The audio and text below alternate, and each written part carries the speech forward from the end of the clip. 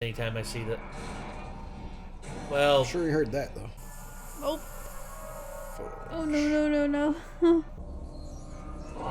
oh, he got you. You got cake too. Damn. Don't you just love it when unsolved cases get solved? I mean, for the longest time, everyone's wondered about DB Cooper. When, honestly, the answer to what happened and, the solving of the case came from one of the more unlikely spots. Came from freaking Disney, of all places. It was Loki. I was wondering where that was going because I'm like, wait, I didn't know they figured that one out. They didn't. It's just the whole thing, yeah. It's like, you were DB Cooper? It's like, yes. And they showed the flashback. I just thought that was awesome. Yeah. You remember it, Nick, from the Loki TV show? I have a shit memory, so. Oh, that's fine. Yeah. So, Unsolved case, BuzzFeed Unsolved is one of the more popular and prominent true crime / cold case YouTube channels out there. And I'm sad that it's not around anymore, and instead the dudes have moved on to another channel. I mean, that's typically what happens. BuzzFeed can't afford to pay these guys because they're so popular, and then they just move on to do something else and do it even better because they're not under the thumb of BuzzFeed. So my general opinion is that BuzzFeed is trash. No, and I agree with that.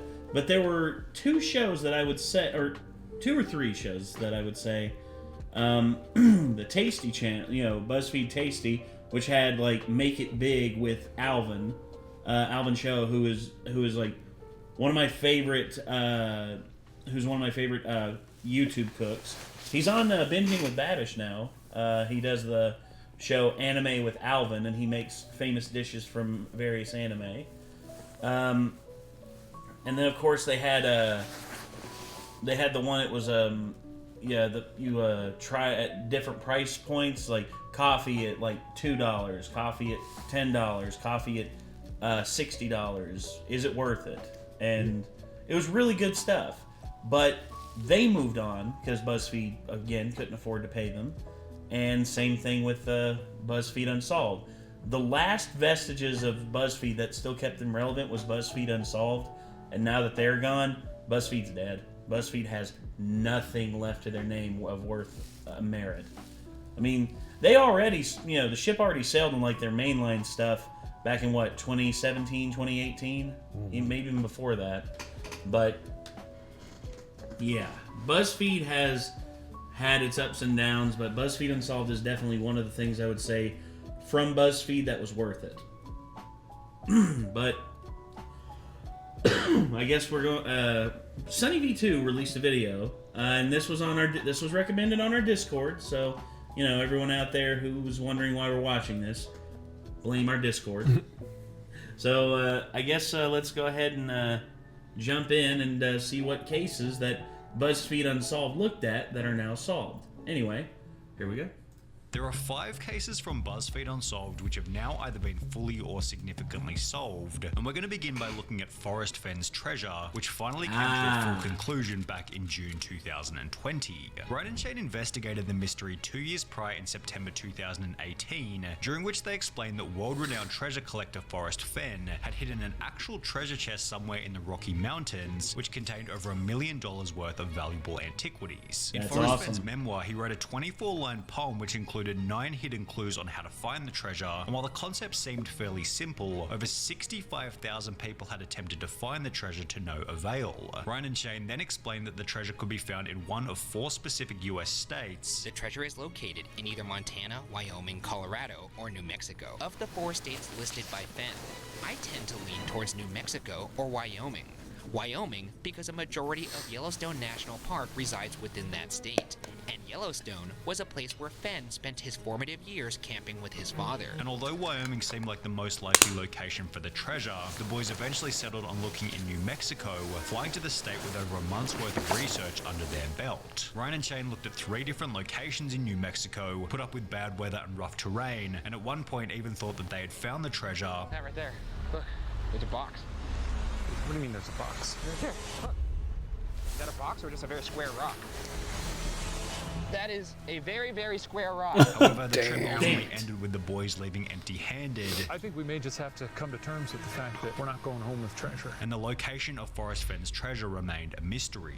That would be until approximately 2 years later on the 6th of June 2020, when the following post was made to Forrest Fenn's personal blog. It was under a canopy of stars in the lush forested vegetation of the Rocky Mountains, and had not moved from the spot where I hid it more than 10 years ago. I do not know the person who found it, but the poem in my book led him to the precise spot. I congratulate the thousands of people who participated in the search and hope they will continue to be drawn by the promise of other discoveries. So the search is over. Look for more information and photos in the coming days. Forrest. As promised, this photo showed up on the blog in the days that followed, before these two were also posted, confirming that the treasure had in fact been found. 1 month later, it was revealed that the treasure was found in Wyoming, which was one of the 2 states highlighted in the Buzzfeed Unsolved episode, although not the state that the boys eventually went to. 6 months later, in December 2020, the person who had found the treasure finally revealed himself as 32-year-old medical student Jack Stoof, who coincidentally used to be one of Buzzfeed's writers. Jack had found out about the case in 2018, the same that Ryan and Shane investigated it, and stated that he thought about it for at least a couple hours a day every day since he learned about it, also adding that he planned on selling the treasure to pay off his student loans. The treasure went up for auction on the 13th of December 2022, and after a whopping 1,643 bids, eventually sold for an impressive $1.3 million US. And while it took over 10 years for someone to eventually find the treasure, this is nothing when compared to the boy in the box, who was recently identified after 65 years of mystery. Ryan and Shane covered the boy in the box back in August 2017, with the major details being that in 1957, a box was found on the side of a road in Philadelphia, Pennsylvania, which contained the body of a boy between 4 and 6 years of age. The box had serial numbers on the outside, a blanket on the inside, and items of clothing scattered around it. However, despite having access to numerous pieces of evidence, authorities were unable to identify who the boy was. For this reason, the boy was buried with a gravestone reading America's Unknown Child, which accompanied a sign on the street where the boy was found reading, "This unknown child became known as the boy in the box. He has never been identified. His case remains open. He is now called America's Unknown Child." His body had been exhumed on 2 separate occasions in 1998 and 2019, with the goal of running his DNA through genealogy databases. The 1998 test was unsuccessful. However, by 2019, testing had become significantly more advanced, and while the victim's DNA was so degraded that it took 2.5 years of work to be able to extract enough data to perform the genealogy, on the 8th of December 2022, the boy in the box was identified as Joseph Augustus Zarelli. His DNA was uploaded to genetic databases, which led detectives to relatives on his mother's side. After pouring through birth records, they were also able to identify his father. They also learned that Zarelli's mother had 3 other children. Police refused to speculate on who killed Zarelli, though they noted, "We have our suspicions," meaning that while this identification is extremely fresh at the time of making this video, it's possible that the case could be fully solved sometime in the near future. However, if we're on the topic of fresh identifications, then we have to talk about the Lady of the Dunes, who after 48 years of mystery was finally identified on the 31st of October 2022, just 38 days before the boy in the box. When Ryan and Shane looked into the Lady of the Dunes back in March 2020, they explained that she was found deceased on a beach in Provincetown, Massachusetts, yet because she'd been lying there for such a long period of time, the Lady of the Dunes had become unidentifiable. Despite using bloodhounds, studying missing persons bulletins, scouring the registers of local lodgings,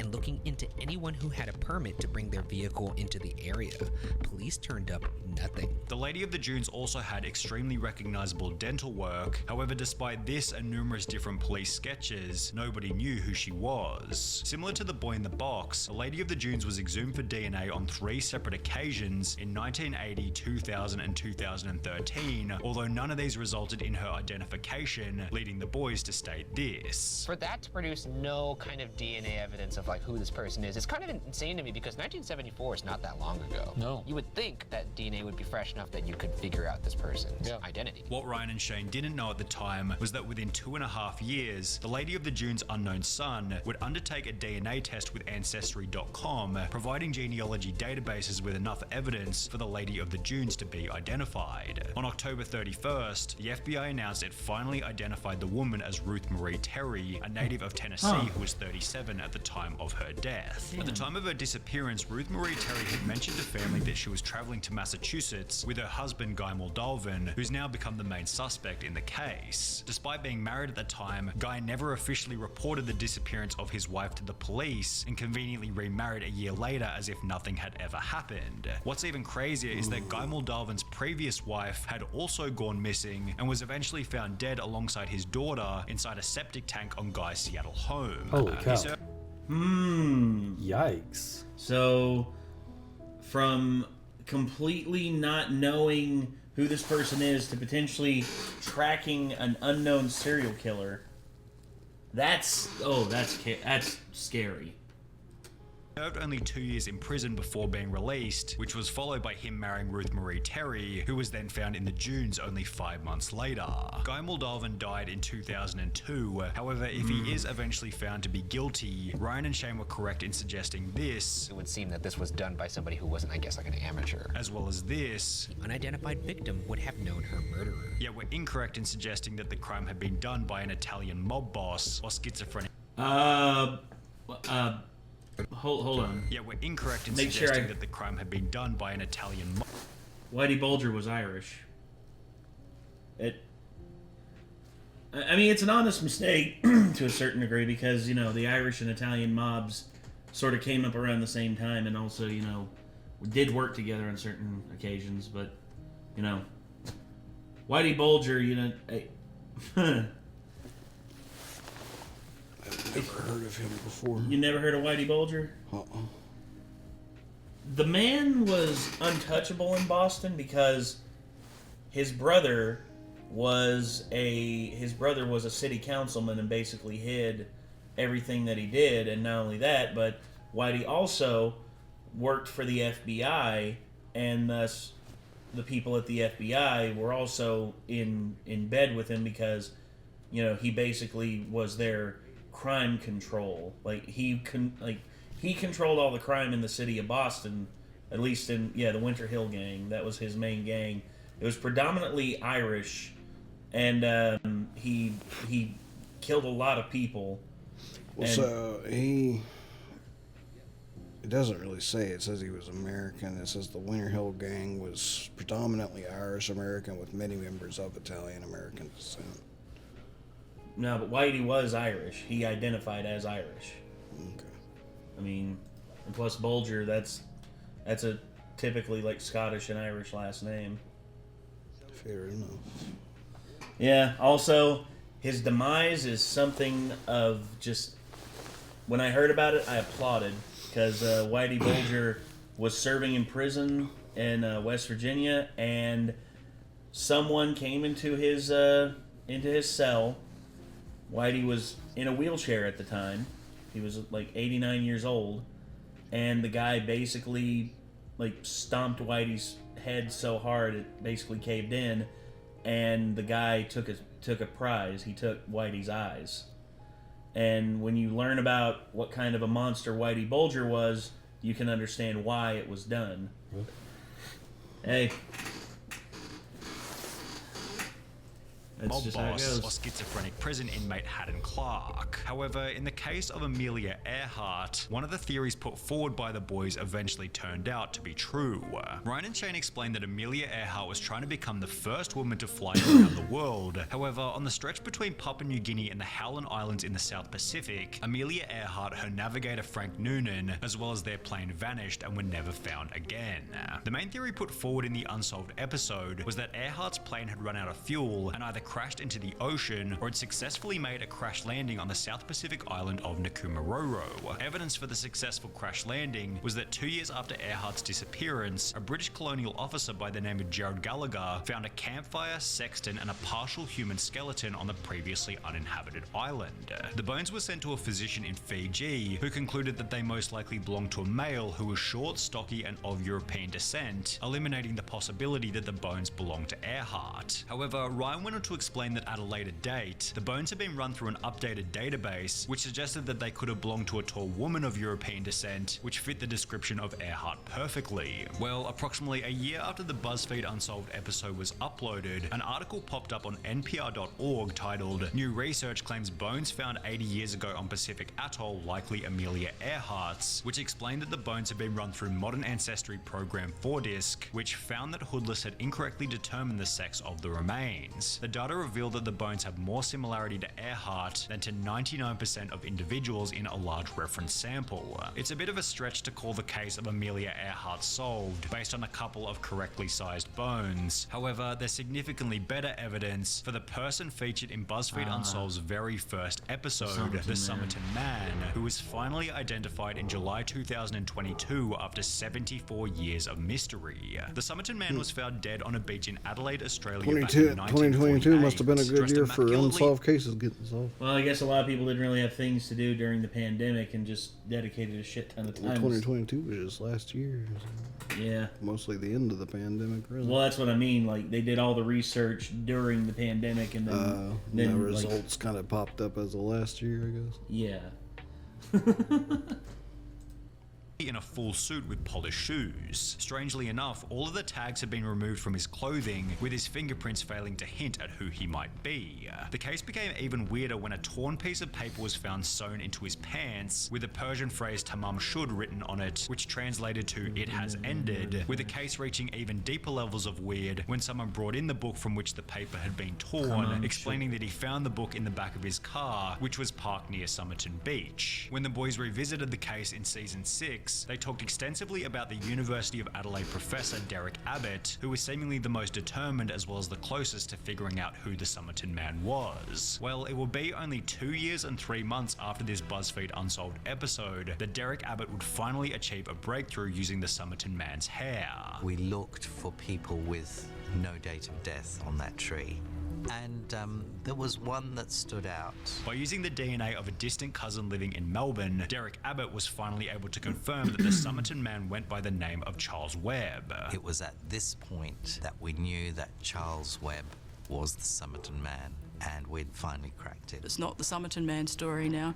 This is the Charles Webb story. The theories put forward in the Buzzfeed Unsolved episodes, such as the Somerton Man was a Russian spy or a ballet dancer, were disproven after Derrick Abbott revealed that Charles Webb simply grew up working in a bakery while playing football on the weekends. However, the other tragic detail revealed in the episode of Australian Story was that prior to being found on the beach, the Somerton Man was living an incredibly lonely life. He didn't have any friends.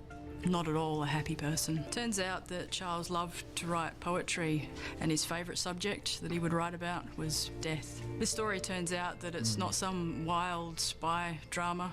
It's really a sad, tragic, domestic situation. Nah. Damn. That's often how it is sometimes. I mean, you know, loneliness is something that every human has to combat. I mean, I've had to combat my loneliness because you know I don't have a significant other or anyone that I've been in a relationship with that I would even consider like super close. But damn, it sucks. It sucks having to go through that, and you know, the Somerton Man, I guarantee you, like he basically just went there and ended it all, and thus he was found. So they found the body, so he killed himself? It's what they're determining, yes. Okay. Because it was just the circumstances that were very weird. You know, the inscription in his wallet, or in his not in his wallet, but in his pants, like where the tag was, and just, you know, completely just random. I mean, dude drives up in a nice car, walks out in the middle of the sand and he's dead. I mean, and 74 years, man. I mean, that's a long time. But yeah, some of those cases, I would say, definitely interest me in terms of being solved. What's up at the bottom right? Oh, the Carson one. Yeah, that was when Carson came back. Sunny B2 made a video about it. Might check that out. We'll see. But yeah, overall, the biggest things being solved. The Amelia Earhart one. I mean, I read about that. The fact that the bones found on that one island, Howland Island, not Howland Island, but I forget what it was called, the atoll that they found the bones on. And that was like the most concrete evidence that there was an emergency crash landing down there, and that only Amelia survived and she was able to swim there, and that her plane could be anywhere around that atoll within a decent distance. I mean, because if I'm them, if I wanted to see if there was any proof to that, I mean, the plane was made of metal, and it would still be down there. It's just it would be because the Titanic's still there, and it's deteriorated a lot, and it's covered in a lot of ocean, like the bottom of the ocean. But I would say if they got like a huge sonar array and they like did a huge area sweep on that area within like 20 miles, maybe they could find, because the logical, like, how far do you think someone could swim like after a crash landing like that? It wouldn't be that far, especially in the middle of the Pacific Ocean. The tide can potentially carry them further to back to shore. That's true. And plus, undersea currents could have pushed the plane in a different area, something like that. I mean, there's an array of things it could be, but I would just think within 20 miles of that atoll, getting like a bunch of ships surrounding it and firing off like a sonar array within like 20 miles, I think you could potentially find some interesting stuff. I mean, potentially find the plane, maybe the body of Fred Noonan, because, I mean, who knows?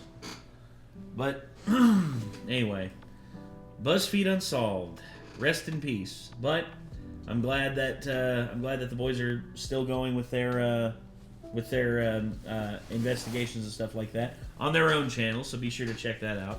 But for right now, I think that's going to do it.